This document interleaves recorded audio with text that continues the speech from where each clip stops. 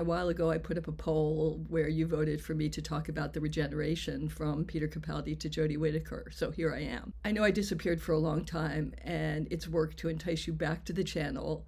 There's so many shiny baubles out there and rabbit holes to fall down all around you, so thank you for coming back and for being here. Some of you might know that my year has been painful.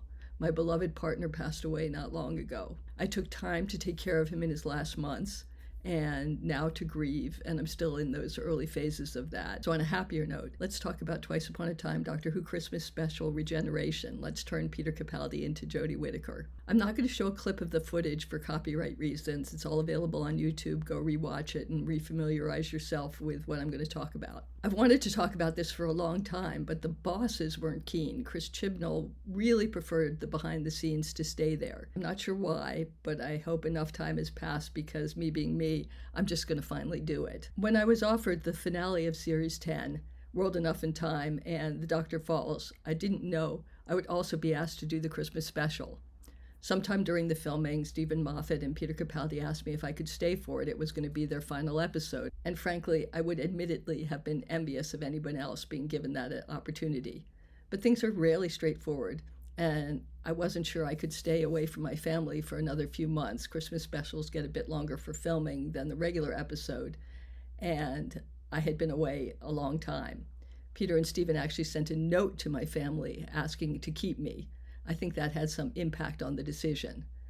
At the same time, I was being courted to do the first series of Good Omens, a wonderful opportunity, so I was spoiled for choice, but the Moffat-Capaldi hard press made a decision a non-decision. My only demands, if you can call them demands, were that I wanted to go home for a week between the finale and the Christmas special because the timing worked out that I could see my daughter Lucy's year-end show, and she'd been moved up into a professional circus troupe, and I was missing enough of my kids' lives already. This was granted. Later, Peter Capaldi visited Vancouver and went to Lucy's circus troupe. Anyway, sweet stuff aside, my other request was that I be locked into both sides of the regeneration. I didn't want to miss the opportunity to work with the new Doctor, and I didn't want the end of what I assumed inaccurately would be my own final episode of Doctor Who to be taken over by someone else. This became really important to me and an important part of the negotiations, and Stephen and the BBC agreed to this request.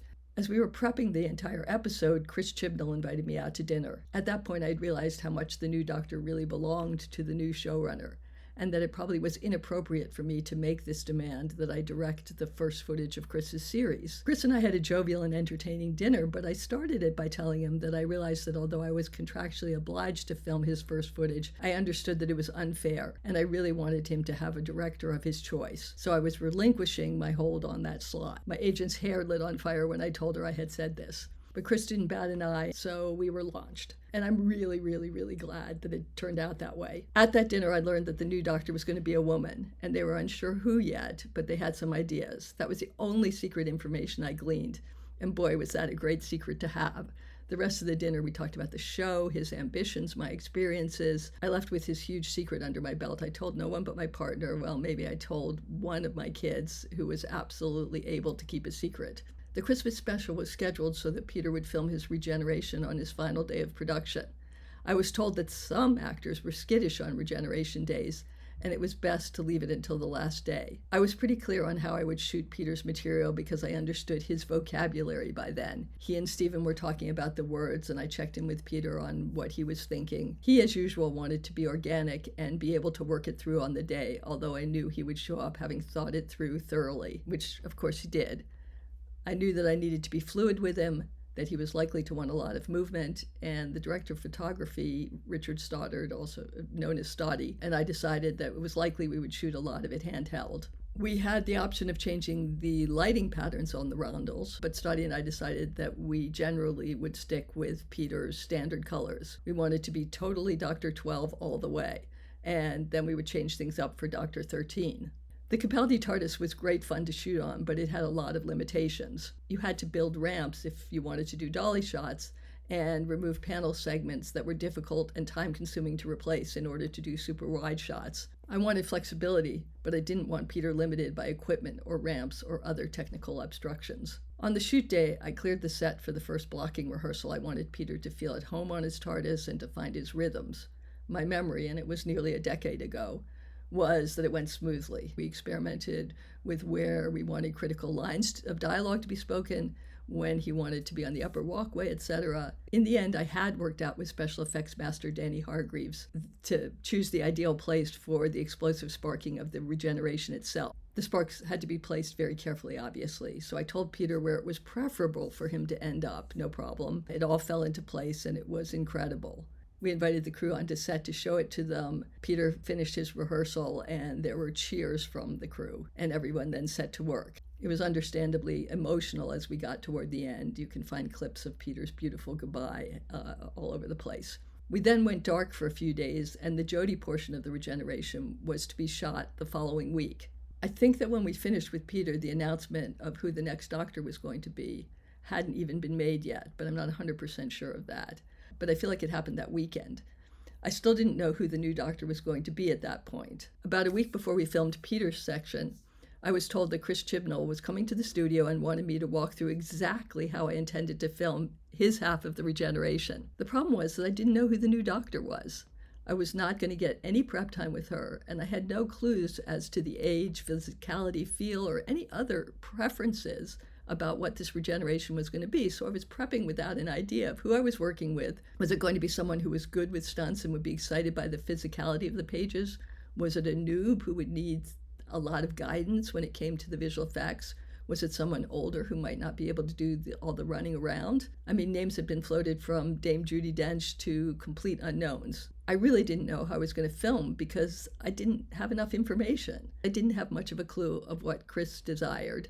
I didn't know anything about the new Doctor. So all I had was these pages, and in some way, I may as well have just had blank pages. I didn't realize when I was summoned to the TARDIS to do my pitch that the entire new team would be there, and all the departments were standing there awaiting my instructions. It was terrifying. I'm not great in the sudden crowd anyway, but no hiding this time. I had to be present. In addition, I'd made the mistake of eating lunch at the Rothlock canteen. I'd only done this once before on Series 8, and it had made me ill, so I'd sworn off ever going back in there. But today I'd forgotten to pack a lunch. I hadn't realized I wouldn't have time to pop out for something to eat because of this presentation. So I thought, okay, how bad can it still be? Words of death. By the time my presentation was on, my stomach was rebelling. I danced through a quick presentation trying to be as enthusiastic but as vague and as obtuse as possible while still giving specific directions to special effects and the crew, and giving the crew enough information to be able to do their prep work. As soon as I was done and everyone was talking amongst themselves, I ran to the toilets and then just ran back to set, hoping that no one would notice. I shrugged and continued to pretend that I knew what I wanted. Never show any weakness, that's the mantra, but I swore at the canteen and my body for betraying me. But I got through it. As the days progressed, I was told that I wouldn't be told who the new Doctor was until it was announced publicly via a video that I think played after Wimbledon. Ben Pickles was invited to do some VFX work for that shoot, but he was also kept in the dark as to who the new Doctor was. The announcement was made only 3 days before I was going to film the sequence. The new Doctor was arriving in Cardiff only the day before she was shooting, and she and I would not get to speak until then. All this was less than ideal for me, obviously. But I did have a few clues as to who the new Doctor might be. In my panic, I bravely asked Chris a few questions. Was the Doctor a noob? Because then I needed to factor in more time for working with them. And was the actor physical enough to do the stunts involved? Or would we need a double? From Chris's answer, I discerned he knew the actor, she was not a noob, and she had a lot of physicality. In addition, as a side note, I had had a funny conversation with someone who happened to be at a tailor who had been busy altering trousers to fit the new Doctor, and this person had noticed that the trousers were very small. The person did not know that the new Doctor was a woman and was somewhat confounded by the idea that the new Doctor was going to be so small. It hadn't occurred to them that it might be a woman, so they went with the idea that maybe they were very young, and I just kept my poker face. In the meantime, I was conspiring with another friend to make educated guesses as to who it was. He had access to some of the footage of the teaser, and there was a distinguishing feature noted in the small amount of skin he had seen. I'm not going to expose anyone else here, but that detail, plus everything I'd learned from Chris, made us able to figure out that it was Jodie Whittaker. And I was thrilled, but also I told no one I knew.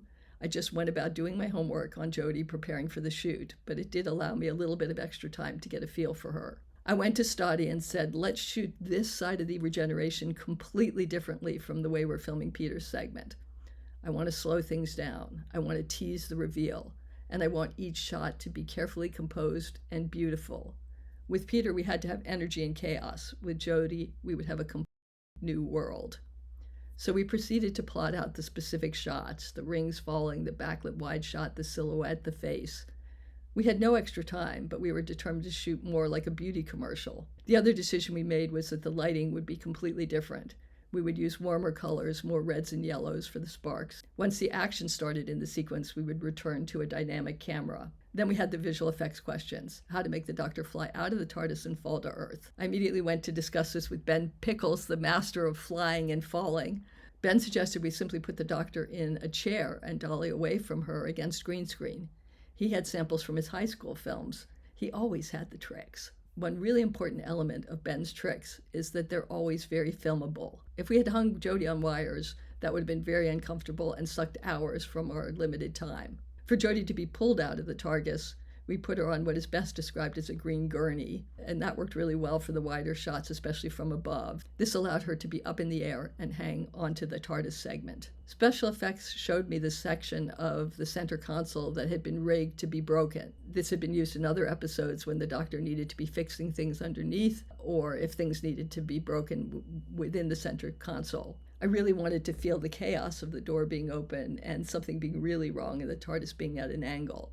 So we had wind machines and lots of paper to blow around. Finally, we got to the rolling chair that could easily be angled on the green screen. It was about an hour of work. Jodie was in and out of the chair and boom, done. I really wish I had the rushes and pictures of this, but here are the types of shots we used it for. You can see Jodie's posture relates to a chair. Very comfortable, very loose, fast. So let's talk about a few specific shots on the Dr. 13 side of the regeneration. I wanted the opening reveal to be slow, so we went for tight details that we shot in slow motion. We worked on having beautiful backgrounds, sparks or light bokeh. For instance, here, when the ring slips off the finger, we shot the ring bouncing on the ground, the sparks, and the silhouetted wide shot to tease the final reveal. Then we did the classic TARDIS reflected in the eye. And I'd like to say that we did this as a live shot, but I think the camera would have been reflected, so I'm guessing that this was a visual effects shot, but I actually don't remember.